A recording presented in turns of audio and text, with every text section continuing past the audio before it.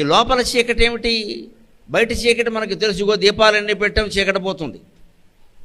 లోపల చీకటి అంటే 6 రకాలుగా ఉంటుంది. అది కామం, క్రోధం, లోభం, మోహం, మదం, మాత్సర్యం. వీటిని అరిషడ్ వర్గాలు అంటారు, 6 శత్రువులు అంటారు.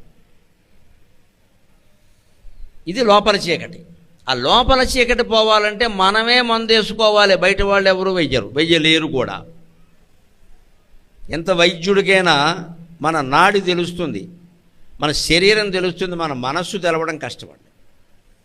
మనస్సుకు వైద్యం చేస్తామనేవాళ్ళు కూడా మన మనస్సు గురించి మన్నే చెప్పమంటారు, వాళ్ళు ఏం గ్రహించలేరు. మనం నిజం చెబుతామని ఏం లేదు అక్కడ. నేను చాలా మంచివాడినండి, నాకు కష్టాలు వస్తున్నాయంటాం. నీకు వచ్చే కష్టాలు నీ వల్ల వస్తాయి. ఆ కష్టం మూలం అహం, నేనేదో చెయ్యాలి, నాకు పేరు రావాలి.